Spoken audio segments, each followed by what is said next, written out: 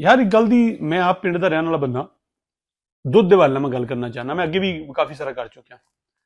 मैं अपने हफजाबाद मौजूद साहब पिंडा च भी जाना। ईद शीद 2-3 दिन होंगे ने अजीज़ो कारोबाल ते असें भी मज्झां रखियां ने डेरे शेरियां ते मैं उन्होंने पूछा एक मझ जी है बहुत तगड़ी मझ नहीं, तगड़ी मझां तो बड़ा बड़ा दुद्ध दिंदियां जिन्हों की खिदमत खातर जिन्हों की खल वंडा उन्होंने बड़ी तगड़ी खुराक मिलती है, वो अच्छा दुद्ध दिंदियां 10 किलो तो उत्ते 15 किलो इन्ना भी दुद्ध दिंदियां एक टाइम।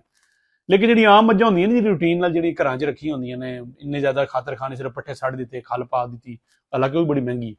तो मैं किन्ना को दुद्ध दे देंगे ने ते यकीन करो 4-5 किलो 6 किलो इन्नी कोई एवरेज है। वो टीका शीका लाने ते जरा ज्यादा हो जाता है, वो टीका भी कहते नहीं लाना चाहिए उनका दुद्ध भी। चलो टीका भी ला लो 10 किलो दुद्ध ले लोगे। यकीन करो दुद्ध की इन्नी फरवानी इन्ना दुद्ध पिंडा थावां ते 2 नंबर दुद्ध विक रहा।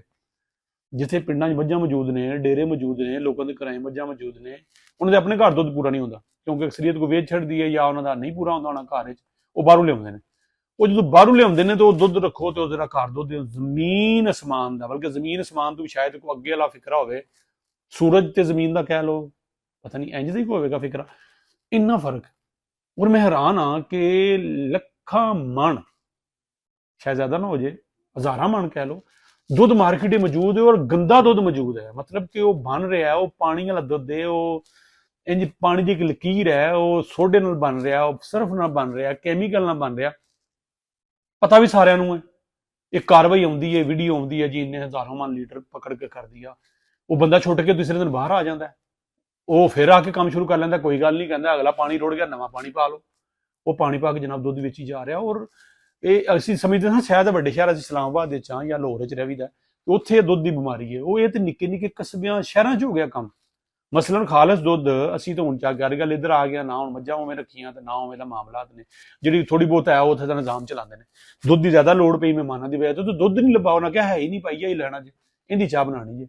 ਫਿਰ ਉਹ ਡੱਬੇ ਵਾਲਾ ਲਿਆ ਕੇ ਔਲਪਰਸ ਵਗੈਰਾ ਜਾਂ ਜਿਵੇਂ ਦੂਸਰੇ ਡੱਬੇ ਨੂੰ ਗੁਜ਼ਾਰਾ ਕੀਤਾ 2 दिन ਵੀ ਦੁੱਧ ਪੂਰੀ ਹੁਕੂਮਤ ਨੂੰ ਪਤਾ ਹੈ, ਫੂਡ ਅਥਾਰਟੀ ਨੂੰ ਪਤਾ ਹੈ, ਇੰਤਜ਼ਾਮੀਆ ਨੂੰ ਪਤਾ ਹੈ ਦੁੱਧ ਵਿਕੀ ਜਾ ਰਿਹਾ। ਉਹ ਅੱਲਾ ਦੇ ਬੰਦੇ ਹੋ, ਮੈਂ ਉਹਨਾਂ ਲੋਕਾਂ ਨੂੰ ਜਿਹੜੇ ਇੰਪਲੀਮੈਂਟ ਨਹੀਂ ਕਰ ਰਹੇ ਹੋ ਜਾਂ ਕਿਸੇ ਗਲਤ ਕੰਮ 'ਚ ਤੁਸੀਂ ਇਨਵੋਲਵ ਹੋ ਗਏ ਹੋ ਉਹ ਖੁਦਾ ਖੌਫੀ ਕਰੋ। ਅੱਲਾ ਦੇ ਬੰਦੇ ਆ ਜਿਹੜਾ ਪੈਸਾ ਤੁਸੀਂ ਇਸ ਮਾਦੇ 'ਚ ਕਿਤੇ ਤੁਹਾਨੂੰ ਮੈਂ ਤਾਂ ਕਹਿੰਦਾ ਅੱਲਾ ਕਰੇ ਤੁਸੀਂ ਐਸੇ ਕੋਈ ਰਿਸ਼ਵਤਖੋਰੀ ਨਹੀਂ ਕਰ ਰਹੇ, ਤੁਸੀਂ ਪੈਸੇ ਲੈ ਕੇ ਦੁੱਧ ਨਹੀਂ ਛੱਡ ਰਹੇ, ਫੂਡ ਨਹੀਂ ਛੱਡ ਰਹੇ, ਖੁਰਾਕ ਲੋਕੀ ਖਾਈ ਜਾ ਰਹੇ ਨੇ। ਉਹਦੇ ਮੈਂ ਗੱਲ ਕਰਾਂਗਾ ਜਿਹੜੀ ਖੁਰਾਕ ਲੱਭ ਰਹੀ ਹੈ ਤੇ ਤੁਸੀਂ ਅੱਲਾ ਕਰੇ ਅੱਲਾ ਨਾ ਕਰੇ ਤੁਸੀਂ ਰਿਸ਼ਵਤ ਲੈਂਦੇ ਹੋ ਮਾਲ ਖਾਂਦੇ ਹੋ। ਅਗਰ ਤੁਸੀਂ ਲੈਂਦੇ ਹੋ ਤੇ ਇਸ ਤੋਂ ਵੱਡਾ ਤੁਸੀਂ ਜ਼ਹਿਰ ਆਪਣੇ ਅੰਦਰ ਕੀ ਪਾ ਰਹੇ ਹੋ। ਮਸਾ ਤੁਸੀਂ ਪੈਸਾ ਕਿੱਥੇ ਸੁੱਟਦੇ ਹੋਵੋਗੇ, ਘਰ ਦੀ ਕੁਛ ਹੈ ਲੈਂਦੇ ਹੋਵੋਗੇ ਨਾ, ਆਪਣੇ ਬੱਚਿਆਂ ਵਾਸਤੇ ਕੁਛ ਹੈ ਲੈਂਦੇ ਹੋਵੋਗੇ ਤੇ ਕੀ ਹੁੰਦਾ ਕਰਦੇ ਹੋਵੋਗੇ ਤੁਸੀਂ, ਉਹ ਤੁਹਾਡਾ ਕਿਸ ਖਾਤੇ ਜਾਂਦਾ ਹੋਵੇਗਾ।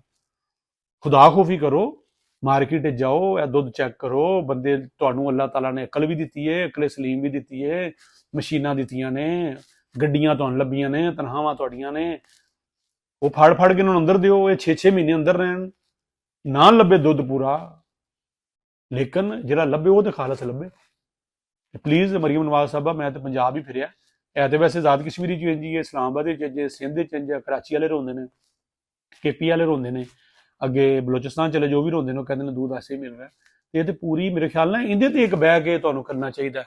ਜਿਹੜੇ ਇੱਕ ਐਪਿਕਸ ਕਮੇਟੀ ਇਹਦੇ ਤੇ ਹੋਣੀ ਚਾਹੀਦੀ ਹੈ, ਇੱਕ ਜੁਆਇੰਟ ਐਕਸ਼ਨ ਕਮੇਟੀ ਇਹਦੇ ਬਣਨੀ ਚਾਹੀਦੀ ਹੈ ਤਮਾਮ ਸੂਬਿਆਂ ਦੇ ਵਿੱਚ। ਤੇ ਪਲੀਜ਼ ਖੁਦਾਰਾ ਆਪਣੇ ਆਪ ਨੂੰ ਤੇ ਬੱਚਿਆਂ ਨੂੰ ਬਚਾ ਲਓ। ਦੁੱਧ ਵਾਲਾ ਮਾਫੀਆ ਹੀ ਜਨਾਬ ਹੈ ਮੇਰੇ ਖਿਆਲ ਨਾਲ ਚਰਸ ਪਾਊਡਰ ਤੋਂ ਜ਼ਿਆਦਾ ਤਗੜਾ ਮਾਫੀਆ ਜਿਹੜਾ ਕੰਮ ਕਰੀ ਜਾ ਰਿਹਾ ਔਰ ਲੋਕਾਂ ਸੇ ਤਬਾਹ ਕੀਏ ਜਾ ਰਿਹਾ। ਇਜਾਜ਼ਤ ਦਿਓ, ਅੱਲਾ ਹਾਫਿਜ਼।